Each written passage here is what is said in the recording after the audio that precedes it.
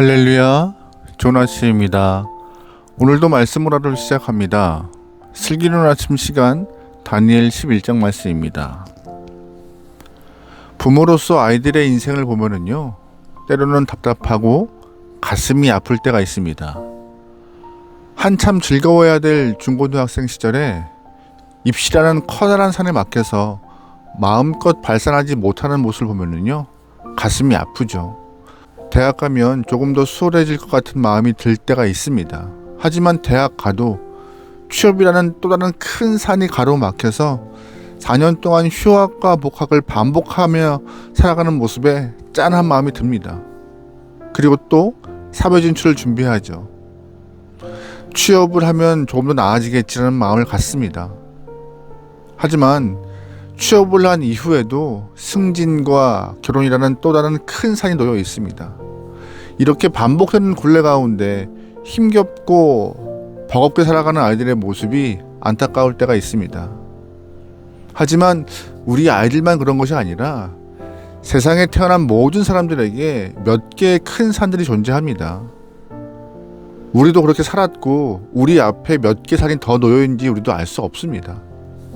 어려움과 고통이 연속의 삶이지만 그럼에도 하나님의 백성이기에 하나님의 능력으로 앞에 놓여있는 큰 산을 넘게 될 줄 믿습니다. 하나님과 동행할 때 그 산들을 어렵지 않게 넘어갈 줄 믿습니다. 분명한 것은 인생의 산은요, 없어지지 않습니다. 그러나 하나님의 능력을 의지하며 인생의 산을 넘어가면 하나님께서 우리에게 최후의 승리를 주실 거라 믿습니다. 여러분, 그러기에 하나님의 능력을 의지하며 주님과 동행할 수 있는 귀한 영혼 되면 좋을 것 같습니다. 아멘. 오늘 말씀에서도 최후 승리를 믿고 있는 다니엘의 모습이 나옵니다. 여러분 잘 아시겠지만 다니엘서를 보면은요, 내용이 두 부분으로 나눠집니다. 1장부터 6장까지는 다니엘이 겪은 사건을 중심으로 기록되어 있고 7장부터 12장까지 보면은요, 하나님께서 다니엘에게 주신 묵시, 환상 이런 것들이 기록되어 있어요. 후반부에 기록되어 있던 환상과 묵시는 다른 예언서의 환상과 묵시와는 좀 다릅니다. 왜냐하면 다니엘이 받은 환상은요, 중간기, 즉 구약과 신약에 있는 사이, 그러니까 어둠의 시간이라 불리는 그런 말라기와 마태복음 사이에 430년의 이야기 때문입니다. 사실 중간기는요, 그러니까 말라기와 마태복음 사이에 430년은 이스라엘 사람들에게, 남자 영혼들에게 낙심의 시간이었습니다. 왜냐하면 바벨론 포로기 70년이 끝나고 본국으로 돌아가면 큰 영광이, 회복의 역사가 기다리는 줄 알고 있었어요. 정말 고레스의 칙령이 반포되면서 하나님의 약속대로 포로기의 70년이 끝났습니다. 남유다 백성들은 설레는 마음으로 예루살렘으로 복귀하여 성전을 재건하였죠. 하지만 현실은 바뀌지 않았습니다. 당장 현실은요, 거주의 자유만 얻었을 뿐 여전히 그들은 식민지 백성이었습니다. 무슨 말이냐? 70년 포로기를 마치고 예루살렘으로 돌아왔지만 패망한 남유다가 다시금 세워진 것이 아니었잖아요. 그냥 그렇게 패망한 나라에 다시 돌아온 것 뿐입니다. 예루살렘은 페르시아의 총독에 파견되어서 통치되었기 때문에 나라가 새로 세워진 것도 아니고 그냥 고향으로 돌아온 것 뿐이었습니다. 포로기를 마치고 돌아온 백성들은 주권국의 백성이 아니라 피지배국의 백성이 된 것 뿐이었습니다. 장소만 옮긴 것 뿐이었죠. 포로의 신분만 벗어난 거였습니다. 그렇게 시간이 흐르고 있을 때 하나님은 다니엘에게 새로운 묵시를 보여주세요. 3절 말씀입니다. 그러나 그리스에서는 용감한 왕이 일어나서 큰 권력을 쥐고 다스리면서 자기 마음대로 할 것이다. 그러나 그의 권세가 끝날 때가 되면 그 나라가 깨어져서 천하사방으로 나뉠 것이다. 그의 자손도 그 나라를 물려받지 못한다. 그의 자손은 그가 누리던 권세도 누리지 못할 것이다. 그의 나라가 뽑혀서 그의 자손이 아닌 다른 사람들에게 넘어갈 것이기 때문이다. 아멘. 장차 일어날 능력 있는 왕에 대한 이야기인데요. 그 왕이 누구냐면은 헬라 제국을 건설한 알렉산더 대왕을 말하는 것이었습니다. 알렉산더는 강성했습니다. 하지만 그 강성할 때 힘이 꺾여요. 무슨 말이냐? 알렉산더 대왕은 그의 나이 33살에 젊은 나이에 세상을 떠납니다. 그의 사후 알렉산더 제국은 네 갈래로 나뉘어졌고 알렉산더의 부하 중 능력 있는 두 인물이 두 나라를 건설하게 됩니다. 그 두 나라가 프톨레미아스 왕국과 셀레우코스 왕국입니다. 프톨레마이오스는 남쪽의 애굽 즉 이집트를 차지했고 셀레우코스는 과거 바벨론 지역을 통치합니다.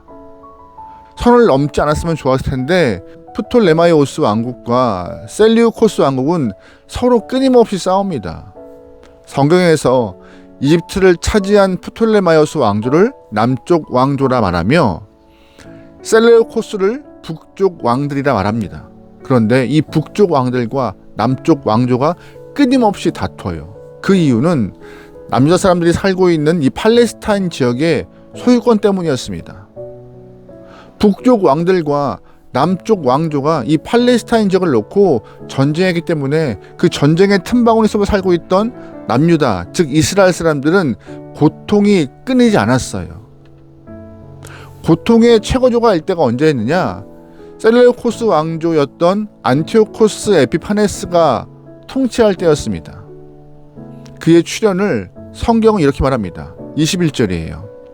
뒤를 이어 어떤 비열한 사람이 왕이 될 것이다. 그는 왕이 될 권리도 없는 악한 사람인데도 왕위를 차지할 것이다. 그는 은밀하게 술책을 써서 왕권을 잡을 것이다. 아멘. 21절에서 언급했던 것과 같이 안티오코스 에피파네스는 신분이 비천했습니다. 신분의 비천함을 극복하고 이 안티오코스 에피파네스는 셀레우코스 왕국의 지배권을 획득해요. 그 이후에 영화로운 땅 남유다를 탈취하죠. 41절이에요. 그 바람에 그는 영광스러운 땅, 곧 약속의 땅까지 쳐들어와서 수많은 사람들을 죽일 것이다. 그러나 에돔과 모압과 암몬 백성의 지도자들은 그의 손에서 피할 것이다. 아멘. 안티오코스 에피파네스는 영화로운 땅 예루살렘을 정복했고 예루살렘 성전도 모독합니다.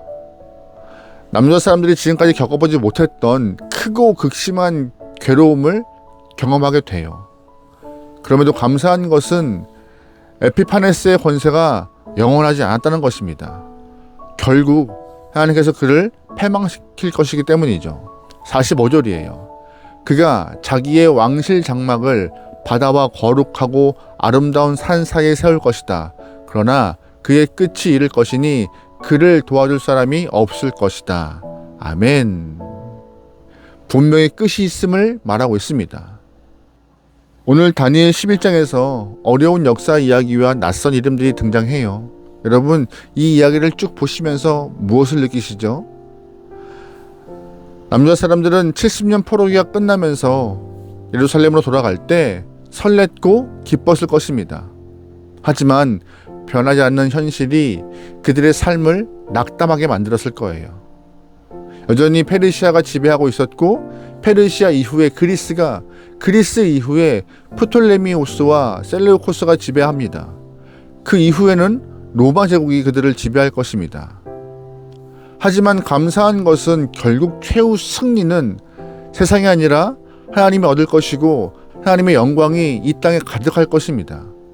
세상에는 수많은 왕국들이 세워지고 패망하고 또 세워지고 패망합니다. 돌고 도는 역사 속에서 변하지 않는 것은 주인 되신 하나님밖에 없음을 여러분 꼭 기억하셔야 합니다. 그러므로 우리가 붙잡아야 할 것은 세상 권세가 아니라 변함없는 하나님이십니다. 하나님 앞에 무릎을 꿇고 우리의 삶을 하나님 앞에 바치며 충성스러운 삶을 살아야 할 것입니다. 세상은 여전히 악한 왕의 권세가 지배하지만 오늘도 우리의 삶을 이끄시는 분은 세상이 아니라 하나님이십니다. 오늘 하루 험한 곳에 살지만 주인 되신 분, 궁극적으로 승리를 허락하시는 하나님을 신뢰하며 우리의 삶을 거룩하고 정결한 삶으로 이뤄갈 수 있는 믿음의 백성 되면 좋겠습니다. 현실 가운데 많은 산들이 놓여 있지만 그 산을 주와 함께 건너가면 모든 것들을 다 지나 최후의 승리가 우리를 맞이할 것입니다. 그러기에 중간에 포기함 없이 주님과 마지막까지 동행할 수 있는 여러분의 삶 되기를 주로 축원합니다. 아멘. 기도하시겠습니다. 사랑의 하나님, 어떠한 상황에서도 승리를 허락하시는 분은 하나님이심을 믿습니다. 또한 이김을 허락하시는 분도 주님이심을 믿습니다. 그러기에 세상 바라보지 않고 주와 동행하며 믿음 안에서 승리할 수 있는 귀한 영혼 되게 허락하여 주시옵소서. 수많은 산들이 우리 인생에 놓여 있지만 그 산을 보면서 인생의 마음을 세상에 두지 않고 끝까지 우리의 마음을 주 앞에 두어서 주님이 예비하신 최후 승리를 경험할 수 있는 모든 인생에게 역사하여 주시옵소서. 맡기오며 예수님의 이름으로 기도합니다. 아멘.